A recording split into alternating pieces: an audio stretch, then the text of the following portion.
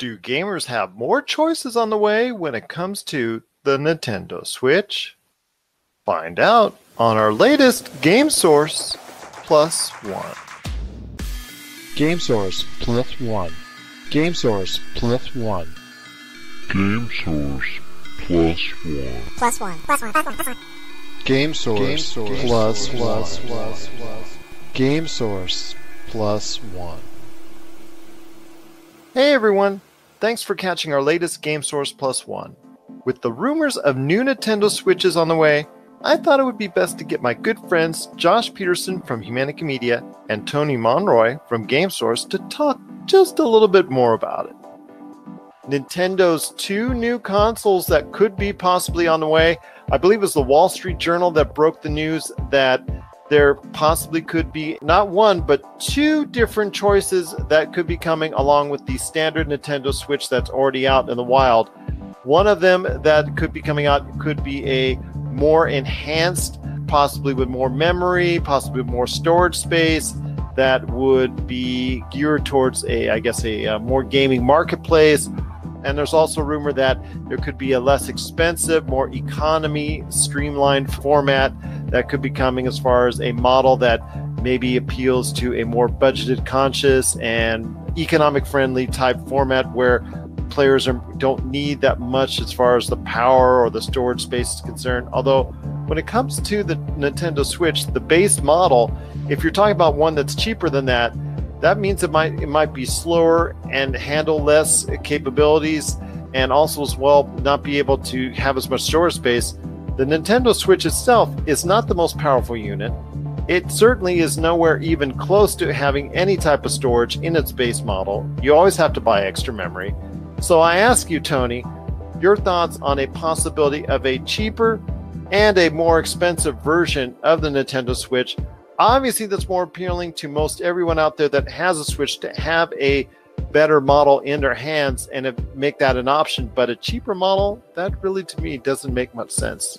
It doesn't, but I mean, let's be honest. I can't say I'm surprised. Well, I would like a cheaper model. Don't get me wrong, but as far as the internal workings of it, you can't really have much of a slower processor and much less memory storage in order to go ahead and play some of the games that are already having trouble that are chugging along on the regular Nintendo Switch.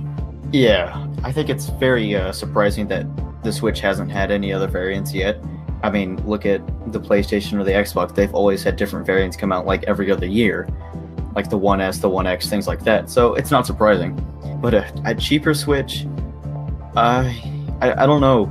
If they change the internals on it directly, like let's say they just made it a Switch with no dock, and maybe just a few things changed, but nothing like hardware-wise really changed, then I think it'd be fine. Because like you said, the Switch already does have to chug along in some games it already has, and that's not a good thing. And then the memory thing, I don't know what's in Nintendo's minds with storage. Like, let's make these games that are pretty big, but not give you the space to work with. It's weird. And then an enhanced Switch, I think that'd be cool. If it's something like when the 3DS went to the new 3DS, if it's that minor, I might not be interested as much. But if it's something like a Xbox One S to a One X, that'd be really cool. Like, if we could get something like what the Switch could have been when it first came out, that'd be really cool. My friend, before we head on out, Josh, can you just elaborate on these possible new realities for the Nintendo Switch? For someone who has had a Switch for a while and has had his share of problems and issues running games on the Switch, would a more economical option be something that's actually feasible as far as running some games like Skyrim, for instance? And obviously having a more expensive, more powerful unit is something that could be a reality real soon, which is good.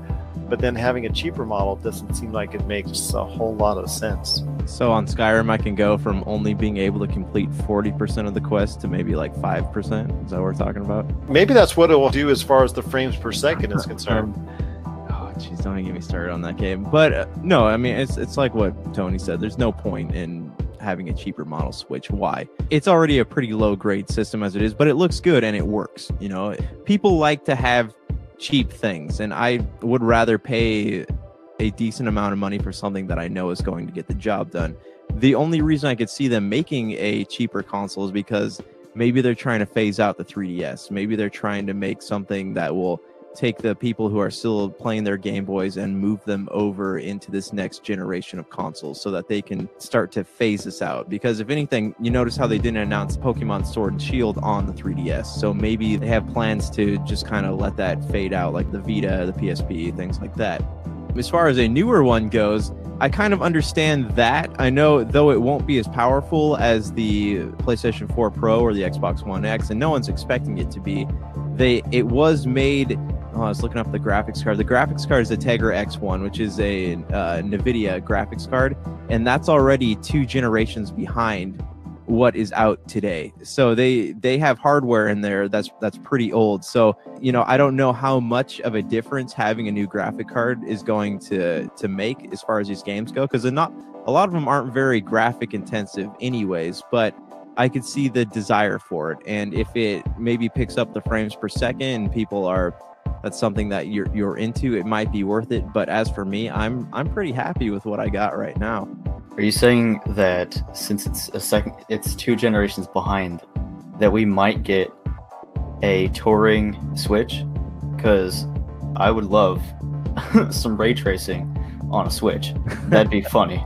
I mean, who knows? Like it's a definite possibility. But when they designed the Switch, like, it does have older components in it. So if they were to upgrade all of that and maybe bring it up to the times a little bit, it could be something that some people are interested in. But as for me, as someone who just plays it on the go, usually it doesn't, you know, it's not really a necessity for me. Yeah. But it probably will be a necessity for a lot of people who cannot afford the $299 Switch, which I know is a little bit of a hard entry price point. It always has been, even as far as the other PlayStation 4s and Xbox Ones had gotten introduced to the marketplace. It wasn't until it got around, $200 that a lot of people really could get into it as far as the price point is concerned. So hopefully we will see in the future, come E3 or right around there, if there is going to be 2 available options that are added onto it. Obviously, one is intriguing to not only gamers, but pretty much anyone out there that wants to run well-known Nintendo games out there, either first or third party, and run them smoothly. Whether or not the lower entry unit that's rumored to be a part of this 3-system lineup that they will have going forward at some point in time, that remains to be seen on how well it will run those games. And I'd be very interested to see how much it can do, because of the fact that the base unit already at $299 that Nintendo Switch has a hard time with a lot of games that get ported onto it. I'd be interested to see if there's going to be a cheaper model, if that will make that problem even worse. Thanks for listening to our latest Game Source Plus One. Be sure to follow us and subscribe to all of our social media, including YouTube, Facebook, Twitter, and Instagram, when it comes to the pop culture cosmos, Game Source, and Humanica Media. We're going to be also available on Friday for our regular PCC Multiverse, so stay tuned for that, where we will be talking about a lot of great things going on out there in pop culture. I know Tony Monroy, you want to follow him. He's going to be available on Twitter. He's on there all the time. He's available at WWX Echo. That's at WWX Echo. You can follow him there. Then also catch his Twitch channel, Dark Tales with 2Z. That's Dark Tales with 2Z. And then, of course, Josh, my co-host on the PCC Multiverse. You can catch everything that's going on with Humanica Media, including the Topic Eclipse shows that he's got coming up as well. Once again, we thank you all for listening, and here's hoping you have yourself a great